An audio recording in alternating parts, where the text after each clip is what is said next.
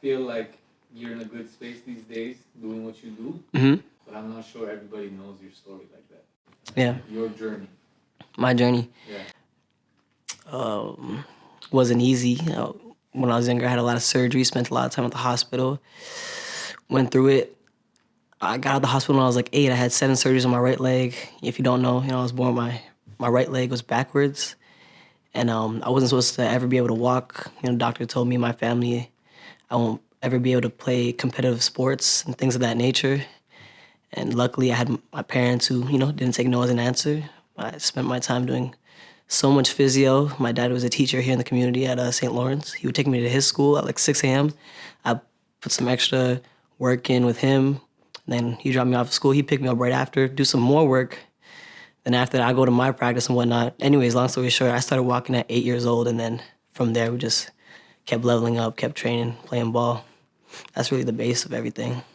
It was hard, but it wasn't as hard as it should have been, because up until this day, I always had a strong community, like people that looked out for me. I feel like if I didn't have those key friends that always checked on me and everything, stuff wouldn't hard. But even when I was in the wheelchair, or let's say I was in gym class, I'm in a wheelchair, I'm on a team, my friends are coming, they're passing me dodgeballs just to be able to throw instead of just leaving me there when, they really could have done that. But no matter what, I was always included.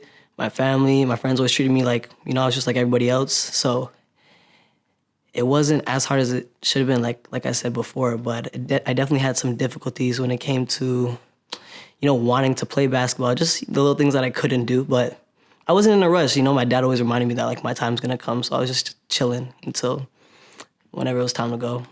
There was a lot of moments where I felt discouraged, because when I was first getting into it and as I was training, now my right leg was still like really weak compared to the left leg. Even my feet, my left foot is a size 9, my right foot's a size 7. Like not only are my legs different sizes, like even the foot size. So I had a lot of setbacks. So when I was, say, like mini, bantam, luckily at that age, not everyone is really developed and just like, running hardcore. I had time to catch up during those few years.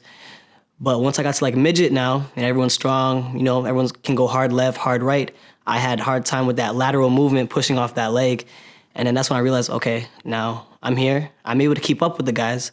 I'm not dominating like I was in mini and bantam, so I got to put some extra work on that leg. And so I'd say like 15, 16, I had a hard time with keeping up. That was my discouraging phase, but we got through it.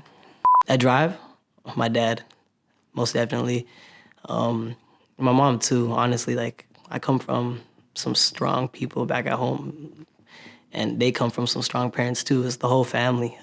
That drive, that never giving up, the small things, When I was younger, I was never allowed to use the words I can't. There's no such thing as I can't. Just little things growing up that allowed me to become such a strong person. I'd say a main thing that I learned along the way was consistency.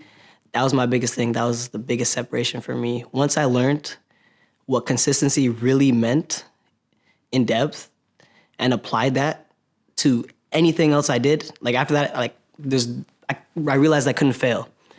I tried it with the basketball. My dad said, as long as you do the trainings, as long as you do your physio, you do everything every day, you do the homework, you do the extra work, you attend the tutoring, you make sure that you're there, you apply it, you give it 110% every single day, you could do it. And once I seen it firsthand, like my foot being the example, once I did that, I realized if I apply what I just did with sports to anything else, I can do it. Whether it was the classroom, whether it was starting a brand, whether it was becoming a content creator, you give that 110, you're consistent, you give it your all, and just try your best to keep that passion for it and try your best to stay motivated, you could do it.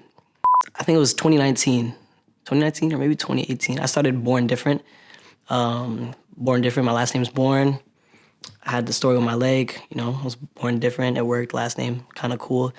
I started the brand because the main goal was to give money back to the Shriners Hospital. That's the hospital where I had all my surgeries.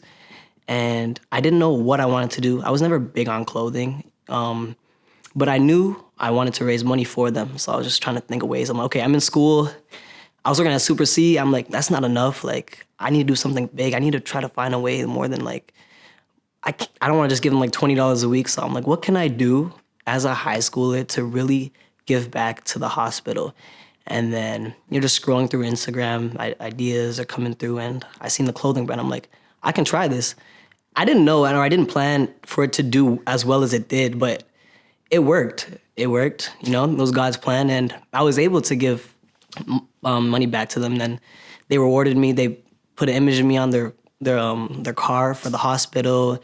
There's images of me inside the hospital, so it's like they give back to me the same way I help them, and now I'm just fortunate to be in a position where I can help them. I'm gonna continue to help them for the rest of my life. I was in Ontario, I was playing basketball, grade 11, COVID hit. And once COVID hit and our coaches started sending kids back home saying, looks like there's not gonna be a season. And at that time, I was really at my peak of basketball. I was ready to go. I was gonna go play in Minneapolis. I was really discouraged when I heard that it was gonna be a really good year. I had like 2 AAU games. And, you know, that year was looking really promising. And then boom, I was sad. Everybody was sad, actually, I'm sure. Everybody around the whole world when COVID was happening. Went through some stuff. But, you know, I was really bored. We're just in the house. We're like five people, you know, picking up hobbies. And I picked up TikTok.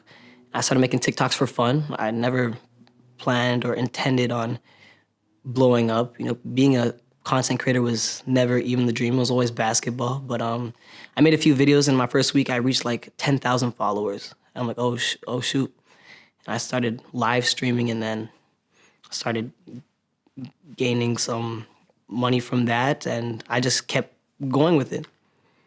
It was pretty stressful. I didn't know what the word algorithm was. I didn't know that, you know, posting at this time and this time mattered and all these things. But I got to a point, really, I only got to that place of peace with all of this the past year, where it's like, all right, I got the schedule. Shout out to my mom again. She taught me, you know, got me the calendars, the notebooks, and taught me all the key skills of organization and being organized. That helped everything. I got 2 calendars. I got a vision board here. I got 2 whiteboards. I have 3 notebooks for 3 different things, and just I make sure I start my day and end my day with that, and that just keeps my mind at ease.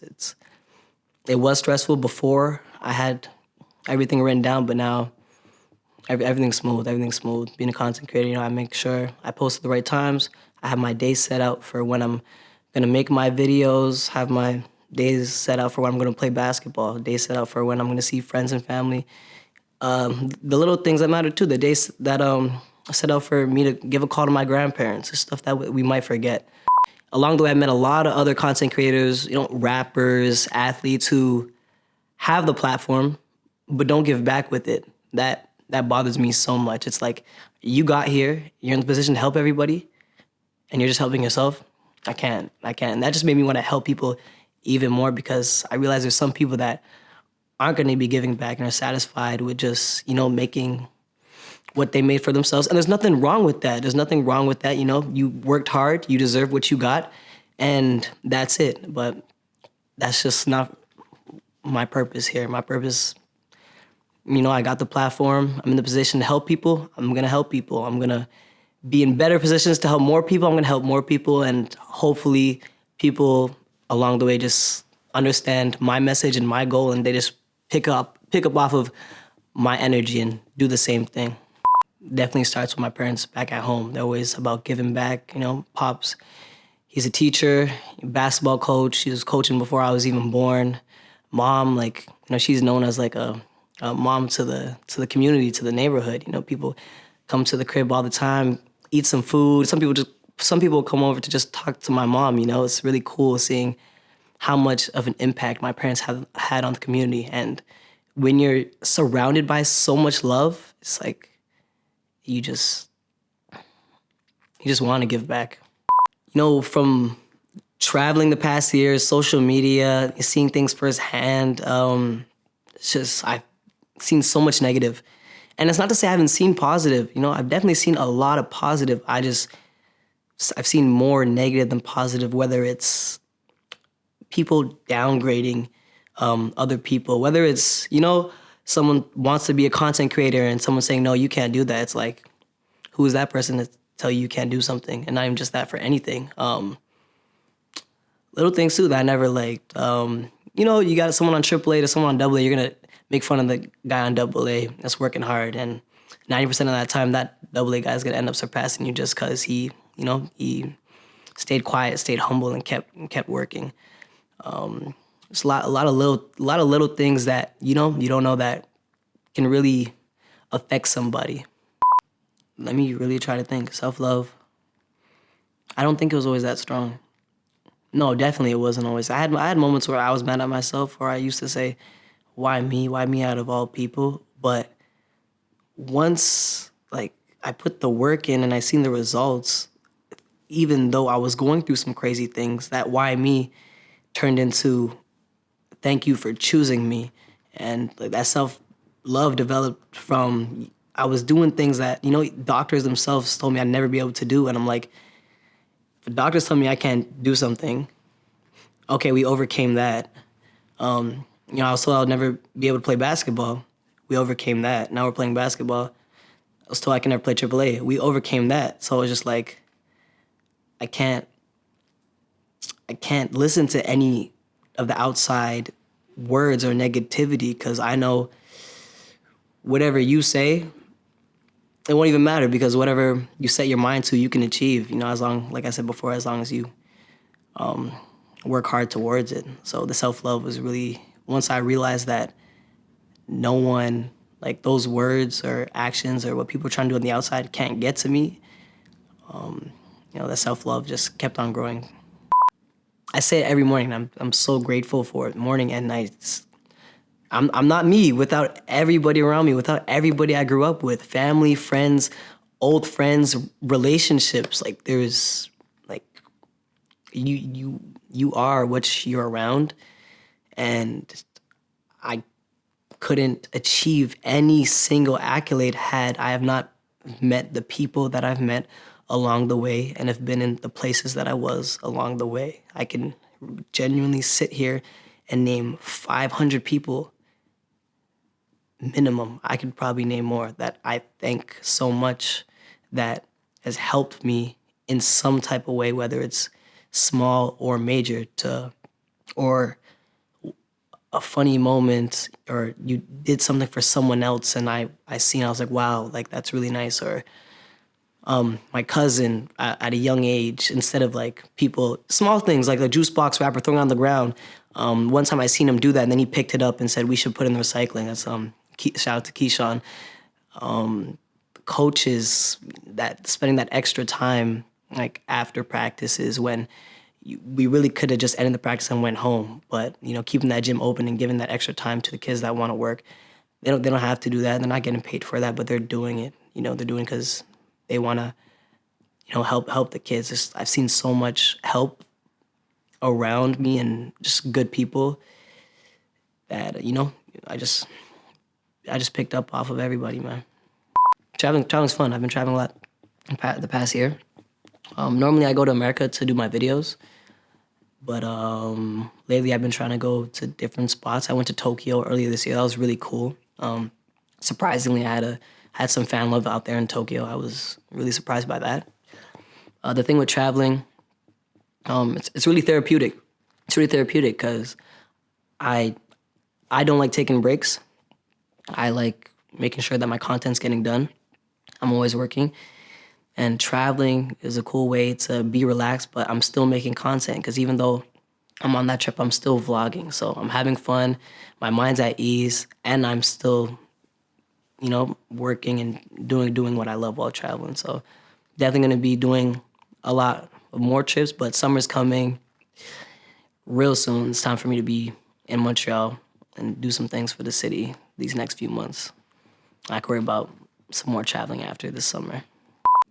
The biggest goal is to continue showing that even though we're from Montreal, because people always like to use the Montreal, the Canada as an excuse. We're born, like it's harder because we're from Canada or Montreal. It's like, no, you can make it happen no matter where you're at, where you're from. You just gotta work hard and have a plan and find a way to get your name or, your message or your brand out there. You gotta work hard, find those tools, and, You can make it happen. You can make it happen, 100%. I did it. You know, if I did it, there's no reason why none of you guys can do it.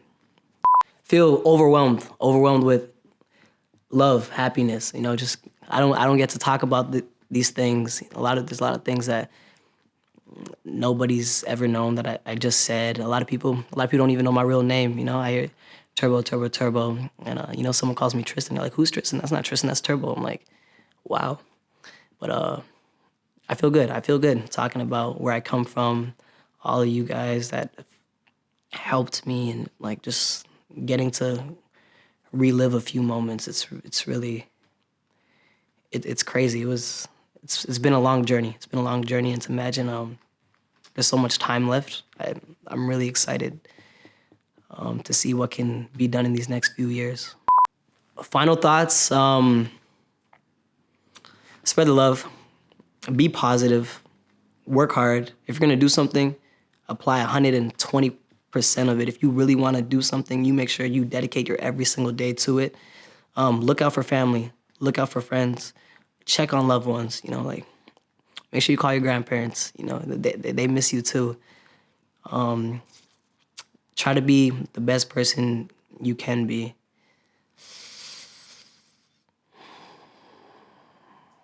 Anything else I'd add? Anything else I'd add? I think that's everything.